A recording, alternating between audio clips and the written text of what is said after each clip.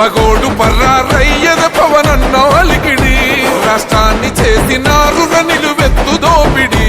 దమ్ముంటే కాసుకొండిర జనసేన తాకిడి రైతన్నల కన్నీళ్లు